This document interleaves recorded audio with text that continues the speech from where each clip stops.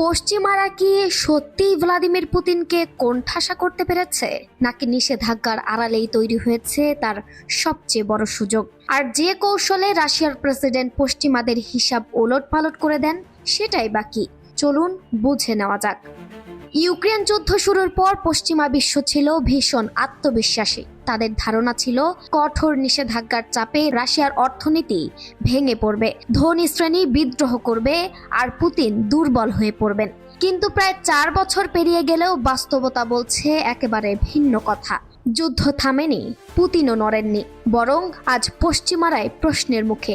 তাহলে ভুলটা কোথায় হয়েছিল? ভুলটা ছিল পুতিনকে শুধু একজন রাজনীতিবিদ হিসেবে দেখা। বাস্তবে তিনি খেলেছেন অনেক বড় খেলা, যেখানে অর্থনীতি, ক্ষমতা আর ভয় একসাথে কাজ করেছে। 2022 সালের ফেব্রুয়ারিতে যুদ্ধ শুরু হতেই পশ্চিমা দেশগুলো একের পর এক নিষেধাজ্ঞা চাপায়। রাশিয়াকে আন্তর্জাতিক ব্যাংকিং ব্যবস্থা থেকে বিচ্ছিন্ন করা হয়। শত শত ধনকুবেরের ইয়ট, ভিলা, ব্যাংক অ্যাকাউন্ট জব্দ বা ফ্রিজ করে দেওয়া হয়। পশ্চিমাদের বিশ্বাস ছিল এত বড় ধাক্কায় রুশ ধনীরা বাধ্য হবে পুতিনের বিরুদ্ধে দাঁড়াতে। কিন্তু পুতিন বিষয়টি দেখেছিলেন সম্পূর্ণ উল্টোভাবে। তার চোখে এটা ছিল হুমকি নয়, বরং এক সুবর্ণ সুযোগ।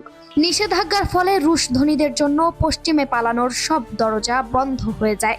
সুইজারল্যান্ড, লন্ডন, প্যারিস সব জায়গায় একে একে নিষিদ্ধ হয়ে যায়। তখন পুতিন বুঝে যান তাদের সামনে আর কোনো বিকল্প নেই। একমাত্র নিরাপদ জায়গা ক্রেমলিনের ছায়া। এখান থেকে শুরু হয় তার আসল কৌশল, আনুগত্যের ফাঁদ। একদিকে ভয়, অন্যদিকে লাভ। এই দুইকে একসাথে ব্যবহার করে পুতিন নতুন নিয়ম চালু করেন। নির্দেশ মানলে ব্যবসা চলবে, যুদ্ধ অর্থনীতিতে সুযোগ মিলবে, সম্পদ বাড়বে, আর প্রশ্ন তুললে সবকিছু শেষ।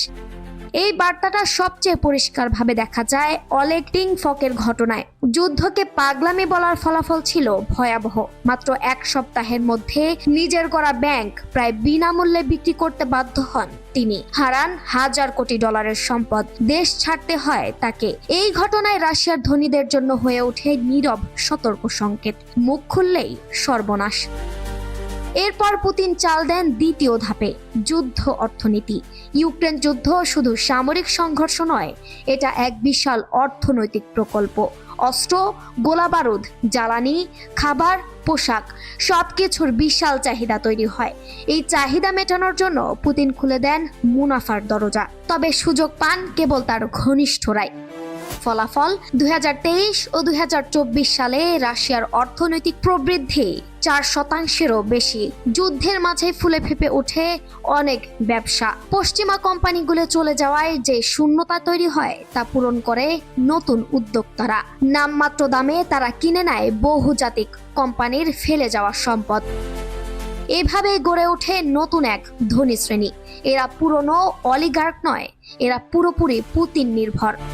পশ্চিমারা ভেবেছিল পুরনো অলিগার্করাই বিদ্রোহ করবে, কিন্তু তারা বুঝতেই পারেনি পুতিন অনেক আগেই সেই অলিগার্কতন্ত্র ভেঙে দিয়েছিলেন। আজকের রাশিয়ায় ধনীরা ক্ষমতার অংশ নয়, তারা ক্ষমতার যন্ত্র। ফোর্বসের তথ্য বলছে যুদ্ধের শুরুতে সামান্য ধাক্কা খেলেও এখন রাশিয়ায় বিলিনিয়ারের সংখ্যা রেকর্ড 140 জন। তাদের মোট সম্পদ প্রায় যুদ্ধপূর্ব সময়ের সমান। কিন্তু একটা বড় পার্থক্য আছে, তারা সবাই নীরব। এই নীরবতায় দেখিয়ে দেয় পশ্চিমাদের কৌশল কোথায় ব্যর্থ হয়েছে। পুতিনকে একা করার বদলে নিষেধাজ্ঞা রাশিয়ার ভেতরেই সবাইকে তার চারপাশে ঠেলে দিয়েছে। ধনীদের সামনে আর কোনো বিকল্প খোলা ছিল না, তাই তারা বাধ্য হয়েছে পুতিনের যুদ্ধযন্ত্রের জ্বালানি হতে। সবচেয়ে গুরুত্বপূর্ণ বিষয় হলো এই সংঘাতকে কাজে লাগিয়ে পুতিন তার ক্ষমতা আরো কেন্দ্রীভূত করেছেন। রাজনীতি, অর্থনীতি, ব্যবসা সবকিছু এখন এক হাতেই। যুদ্ধ যত দীর্ঘ হয় তার নতুন অনুগত ধনীদের ভবিষ্যৎ ততই নিরাপদ। শান্তি বরং তাদের জন্য ঝুঁকি। তাই আজ প্রশ্নটা বদলে গেছে, পুতিন কি নিষেধাজ্ঞায় দুর্বল হয়েছেন, নাকি এই নিষেধাজ্ঞায় তাকে আরো সতর্ক করেছে? ইউক্রেন যুদ্ধ শুধু ময়দানে নয়, কৌশলের খেলাতেও চলছে।